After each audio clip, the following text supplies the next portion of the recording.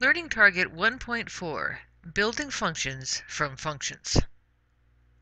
We'll be learning about combining functions algebraically, compositions of functions, and relations and implicitly defined functions, and why most of the functions that you will encounter in calculus and in real life can be created by combining or modifying other functions. Let's say we have functions. We have our function f and our function g. If we want to add the two functions, if we want to add f plus g of x, what we actually do is we find f of x and then we add it to g of x. The same thing works with the difference of functions.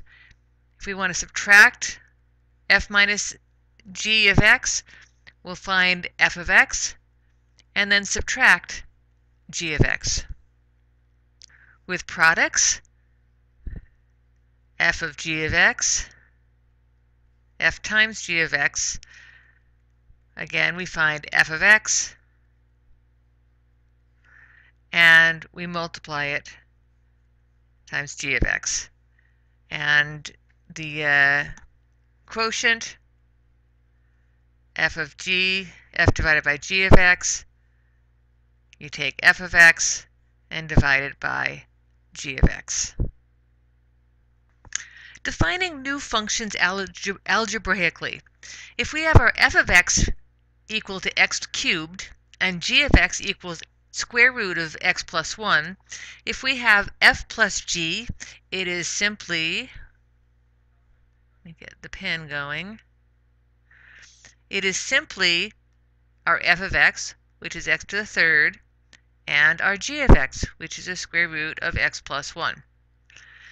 Then we have to consider the domains. We cannot have a negative number under the square root, so our x will have to be bigger than or equal to negative 1. So our domain will be going from negative 1, we can include negative 1, and anything bigger. F minus g, x to the third minus the square root of x plus 1, and the domain would be the same thing, going from negative 1 to infinity. F times g, we would have x to the third times the square root of x plus 1. Same domain on this one, negative 1 to infinity.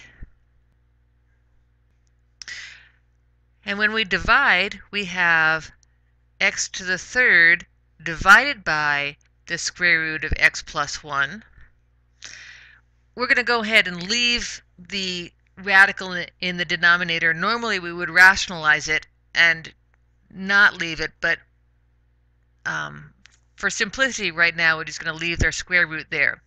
The domain at this point, we no longer can have our x equal to negative 1 because that would give us a 0 in the denominator. So our domain now becomes from negative 1 not including negative 1 and then up to infinity. Pause your video and try these. Let g of x equal x squared and h of x equals the square root of x plus 4.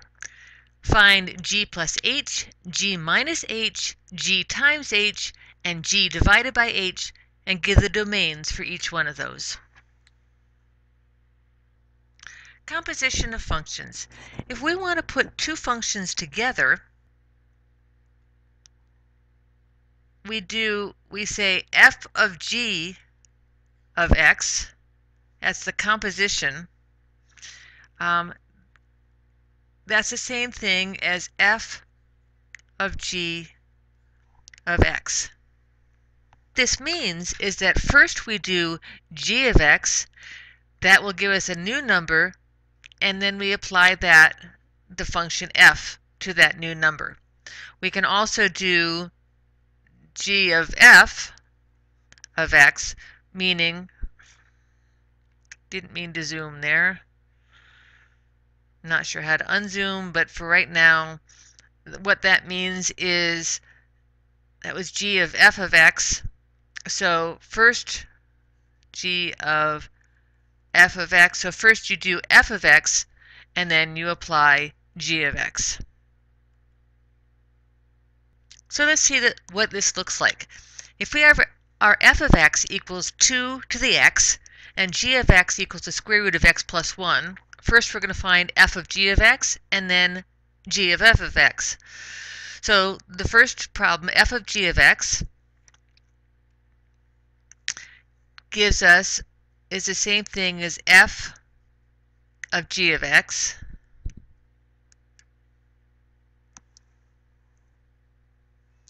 Sorry about that. Let's try that again. Our f of g of x. G of x is square root of x plus 1. So our f, we're just going to put the g of x in there. So then we're finding f of square root of x plus 1. And here's our x. It's 2 to the x, so this becomes 2 to the square root of x plus 1. Let's look at our g of f of x.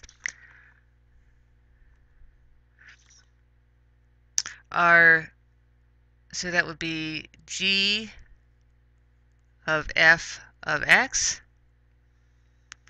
Our f of x is 2 to the x, so we have g of 2 to the x. We've just replaced f of x is 2 to the x.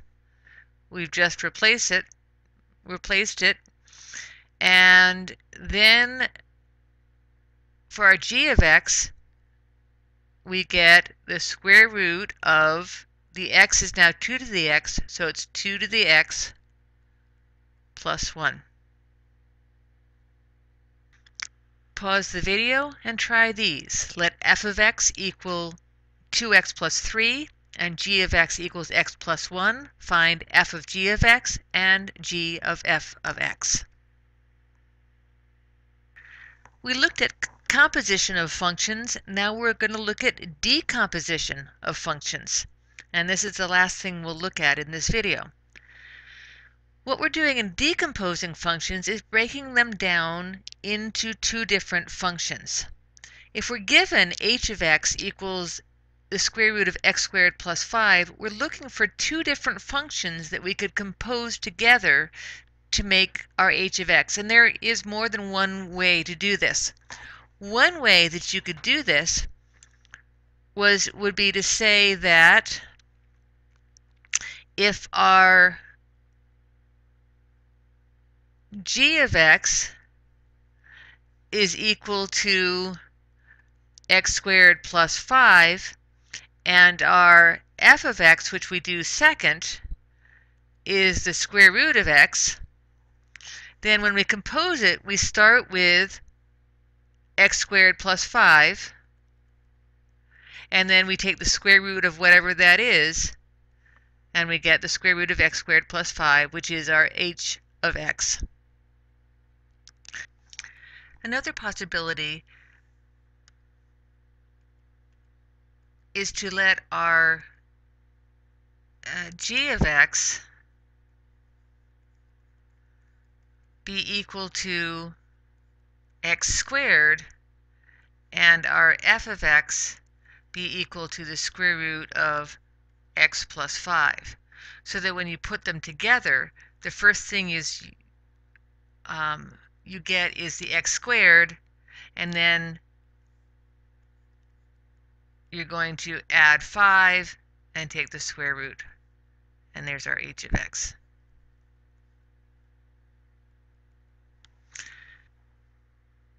Pause the video and try this. Find f and g such as that h of x equals f of g of x, and h of x equals x cubed plus 1, and all of that is squared.